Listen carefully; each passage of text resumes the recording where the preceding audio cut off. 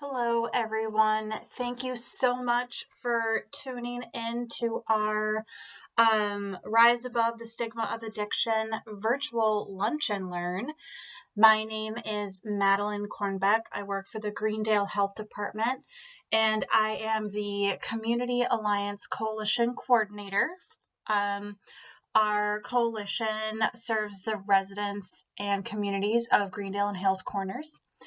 And just so you guys know, we obviously originally planned to see all of you in person, and would have been able to give you a lovely pen and notebook to go along with our campaign. So Chris will have some more information at the end of the presentation about how you can still get that pen and notebook. We still want to get those out to you. We are just getting creative in these times as to how to connect with people. So please stay tuned, and we'll have more information on that little goodie giveaway at the end of the presentation.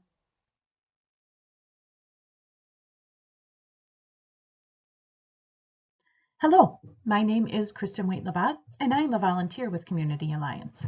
I am also a nurse in recovery and very excited to share our presentation with you. So thank you for taking the time out of your day to spend with us. Substance use disorder does not discriminate. It affects people of all colors and walks of life. The good news is there is help for addiction, and everyone has the opportunity to heal. But the road to recovery is filled with another major obstacle called stigma. Studies show that when we shame and blame a person with an addiction, it discourages that person from accepting their disease and asking for help. So our mission is to inspire hope and healing by increasing our community's understanding of addiction, to reduce the stigma of addiction that discourages people from seeking help, and to encourage honest dialogues about substance use disorder by giving our community the words to start the conversation.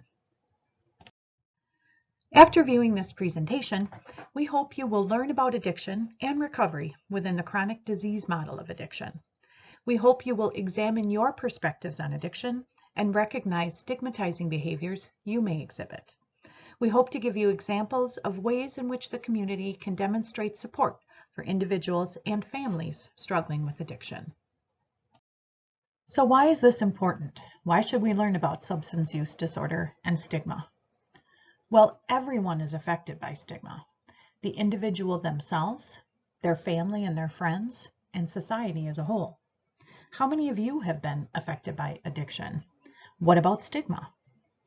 The economic cost of drugs and alcohol, both direct and indirect, is about $578 billion a year. The direct costs are things like money spent on the drugs and alcohol themselves, and then also healthcare costs. The indirect costs would be money lost to lost work days, sick days, and things like that. Fact, if everyone struggling with addiction received the treatment they needed, the U.S. economy would save $368 billion in costs attributed to addiction-related healthcare, crime, and social services each year. Addiction is a chronic brain disease. It can affect brain function and behavior. And if left untreated, it can progress and become deadly.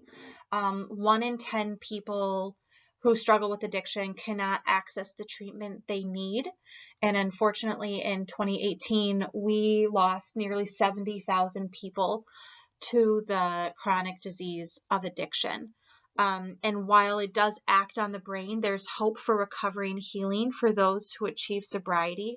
The brain is a very resilient organ, and people can certainly achieve healing if we can get them on that road to recovery and support them in positive ways through reducing stigma.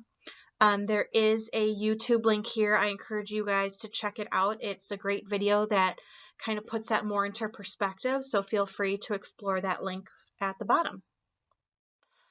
Okay, so let's talk about the disease of addiction and how it changes the brain. There's 2 areas of the brain we're going to talk about. the prefrontal cortex, which is where we have our rational decision making and processes, and the limbic system, where we house our emotions. Basically, in addiction, that limbic system takes over, and that person is no longer thinking rationally. It's no longer a choice. It's an emotional response. And so the best way to explain that response is to talk about Pavlov's dog experiments, which I'm sure many of you are familiar with. For those who are not, Pavlov was a psychological researcher, and he did a fairly famous experiment with dogs. So what he did was he noticed that dogs drool when they're near food, which I'm sure many of you have experienced with your pets at home. You put a tasty treat in front of your dog, and you start to see the drool form in their mouth. So Pavlov noticed this conditioned response that the dogs had to experiencing food. And what he did was he introduced an outside stimulus, and that was a bell that he would ring. So whenever the dog was near food and would start to drool, he would start ringing a bell.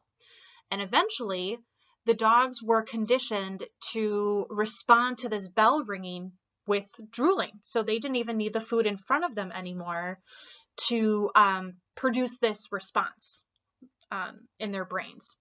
So in addiction, the brain becomes conditioned when a person uses drugs repeatedly, and as a result gets a positive feeling. So let's connect these two ideas here. So when a person experiences something that makes them happy, the brain releases dopamine. Dopamine is a neurotransmitter that makes us feel good. So I love coffee, and so I'm sure my brain releases dopamine and makes me feel good when I drink coffee. That is a response that the brain does.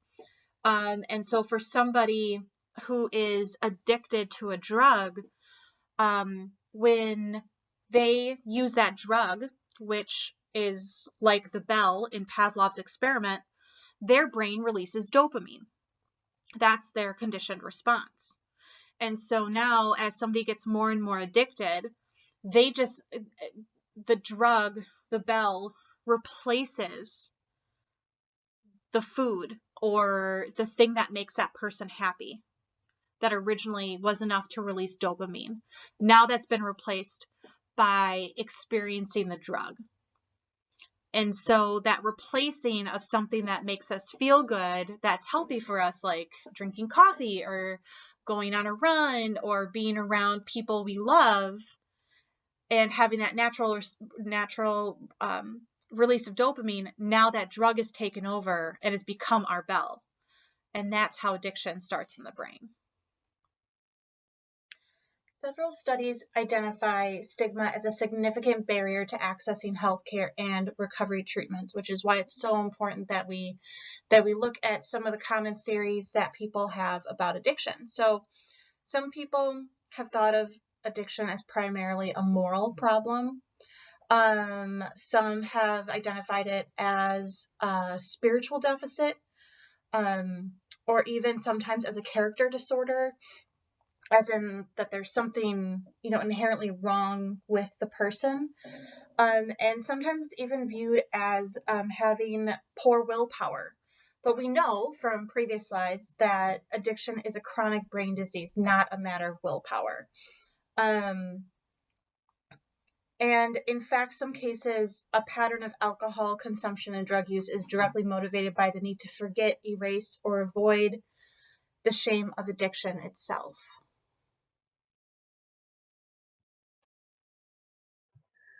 What is stigma, you may ask? Well, the definition of stigma is a mark of disgrace associated with a particular circumstance, quality, or person. So the stigma of addiction are the negative thoughts, attitudes, and actions we hold or display towards those with a substance use disorder or addiction. Shaming, blaming, and rejection are all pieces of stigma and are symptoms of the disease of addiction. So stigma is the symptom of the disease, and addiction is the disease. Stigma worsens a person's illness and leads to a reluctance or inability to seek out and accept help. It worsens the effects on families, leading to a lack of support. Who is affected by stigma? Well, the short answer is everyone. The addict themselves, their friends, their family, the community. Addiction does not discriminate. All races, ethnicities, genders, young, old, rich, poor, whatever attribute you want to put on a group, that group has been affected by stigma. I'm sure you can bring to mind somebody that you know that has either suffered from an addiction or knows someone who has suffered from addiction. And I guarantee you they have felt stigma. They may even have displayed stigma. All are affected. All feel stigma. Let's talk about some types and examples of stigma. There are 4 main types of stigma. All of them affect each other and are interconnected. The first type is personal. This is the stigma the addict has towards themselves. They may say things or feel things like, I'm no good, I can't ask for help, I'm less of a person. Personal stigma makes it difficult for a person to reach out for help due to those feelings of worthlessness. Then there's relational stigma, or stigma felt from family, friends, or other loved ones. The stigma someone has towards a loved one, they may say things like, why can't they just stop? They're ruining our family. They're ruining our friendship. I'm embarrassed of her addiction, so I stop responding to her texts. This type of stigma reinforces the personal stigma and leads to much guilt and shame, both for the addicted person and for their loved ones. The third type is healthcare. This stigma from healthcare workers have towards those seeking help. They may say things like, they continue to relapse over and over. They don't really want help. Addicts don't deserve treatment if they're just going to keep using. The truth is that relapse is part of addiction or part of substance use disorder. And if they experience stigma from the healthcare workers where they go to for help, it becomes really difficult for them to actually ask for help. And then the fourth type is within the communities themselves.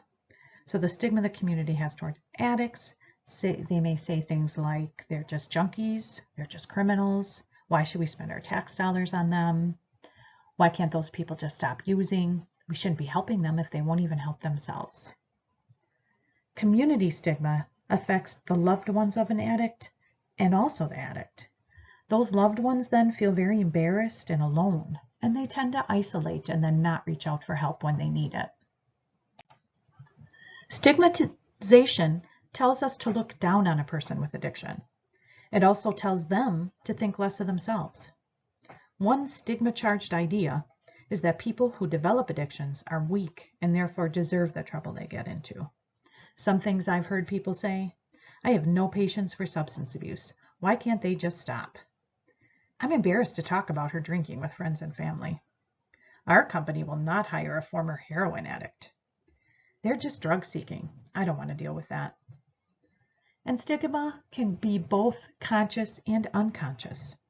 Unintentional or unconscious biases can come from cultural stereotypes and can affect behavior, interactions, and decision making. So to sum it up, addiction of any form can make getting better so much harder. If we can reverse or even stop the addiction stigma cycle, we can maybe help addicts and those with substance use disorder reach out for help sooner. The road to recovery is a journey. And while on this journey, people struggling with addiction will unfortunately, most likely, experience stigma. And that stigma may prevent them from continuing on that journey. You can kind of see from our road to recovery here that it can really pop up from a lot of different sources. It can pop up when somebody decides to start seeking help. That first stop on the journey. It can come in the form of feeling alienated from friends and family. The people we need around us the most to provide that support in this, during this journey. It can be experienced while accessing healthcare to treat their chronic brain disease. Unfortunately, some healthcare providers feel that people struggling with addiction are not as deserving as other patients, especially when it comes to using resources that are more limited. It can also come into play when that person is at a point where they can start to look for a job and get themselves back on their feet, which is what we want to see from people struggling with addiction typically as a society, that, you provide for yourself and things like that. And unfortunately, the workforce can be a common source of stigmatizing experiences.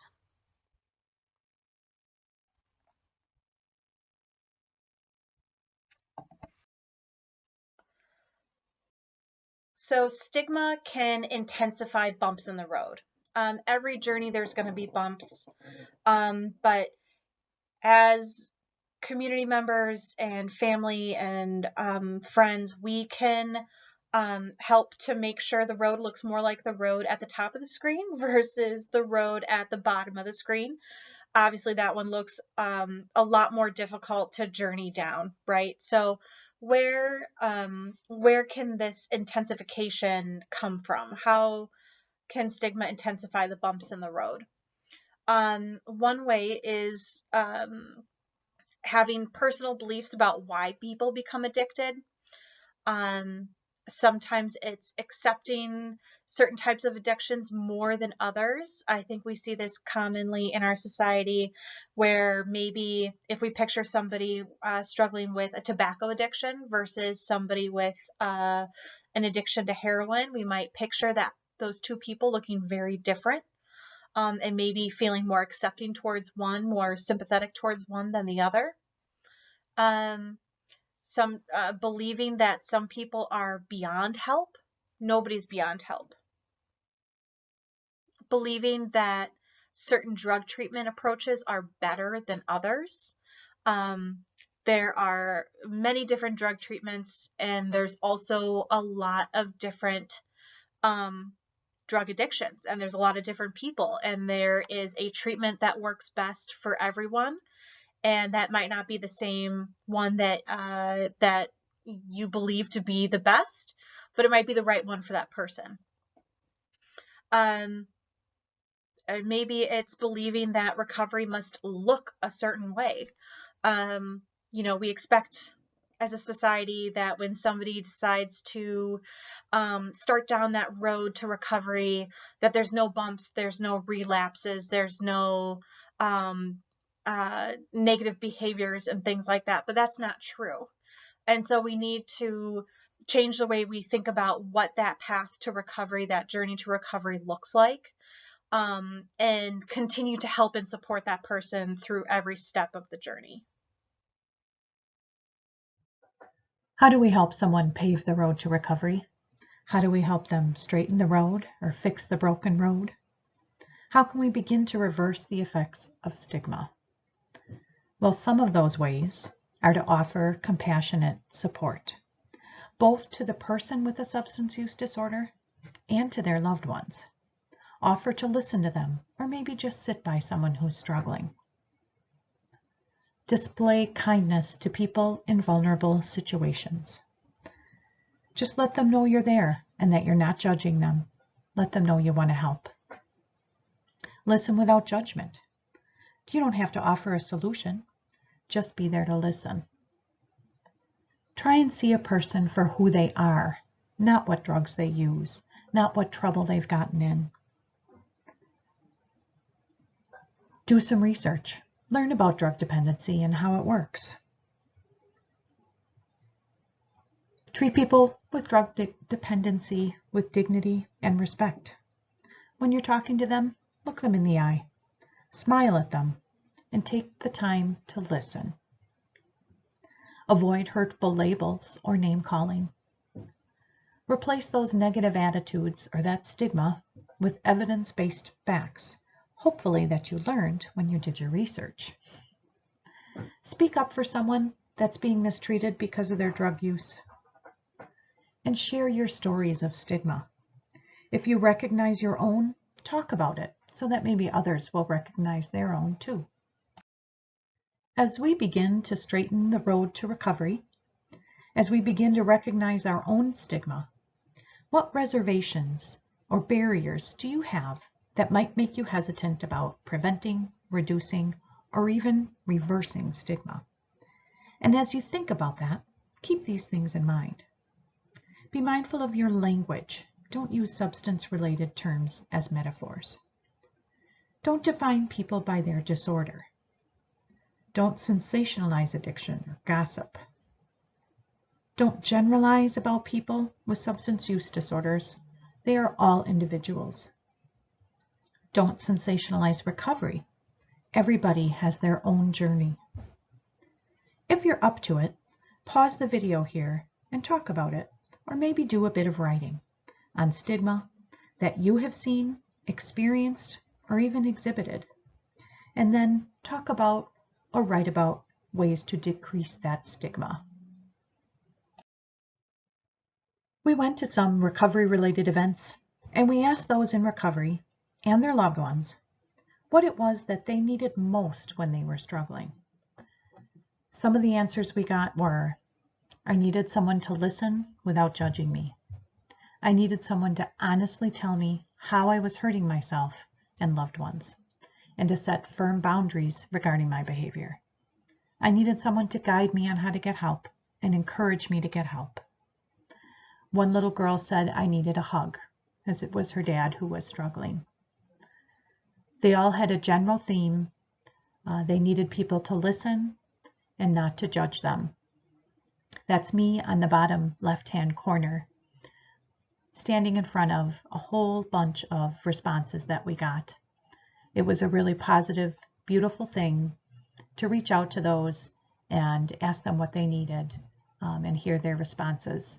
And not only that, but how they were able to get that from those that they love and care about. Can we prevent stigma? It's challenging, but it is absolutely possible to make a positive change. Some of these prevention strategies for communities outline what we are trying to do as a community coalition and through this Rise Above campaign. In the grand scheme of prevention, treatment, and recovery, stigma is something that we can all help affect as individuals. When we started Community Alliance, thinking about how we were going to make a difference was really overwhelming. There's only so much we can do to affect the larger systems at play. But as we started thinking about stigma, we got excited because we know that it starts with how we interact with each other as friends, family members, and members of the community. And this is really a place that we can make a difference.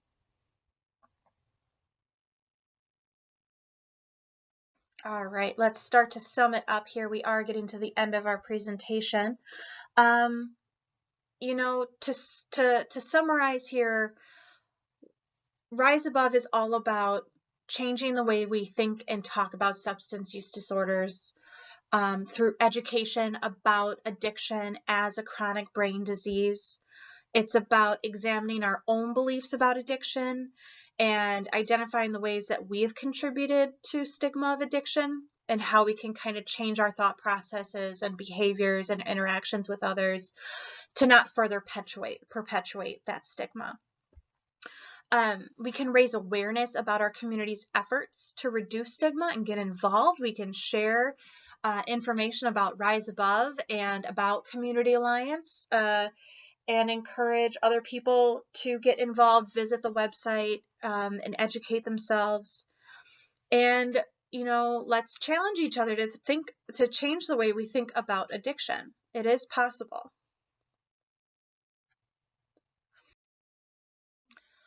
Research shows that reducing stigma helps enable those with addiction to access the help they need. It gives them hope for the future. Hope is simply the desire for something with anticipation of it happening. And if those who are struggling can envision a life without substances, have hope that it's possible to achieve such a life, then they can take the first step in reaching out for help And if we as loved ones, healthcare workers, and communities can be there for that person and offer them a helping, hopeful hand, we can work together to end stigma that smashes hope. In order to reverse stigma, we need to keep the conversation going. So please stay connected with our Rise Above the Stigma of Addiction campaign. Become involved and help us change the way we all see stigma, each one of us, the healthcare community, and in the communities we live in. Together, we can make a difference and keep hope alive for those people affected by substance use disorders. So to learn more and stay connected, check out our websites, www.communityalliancehcgd.org and also www.riseabovestigma.org. If you're interested in one of those notebooks and pens that Madeline mentioned at the beginning of the presentation, please email us at riseabovestigmaofaddiction@gmail.org, and we will either mail you a set or you can come to the Greendale Health Department and pick it up. You can also find us on Facebook and Instagram at Rise Above Stigma. Will you help us turn stigmatization into victory? This is Kristen Waite-Labatt, and signing off for Madeline. We hope to see you and be in touch with you soon. Stay well. Bye-bye.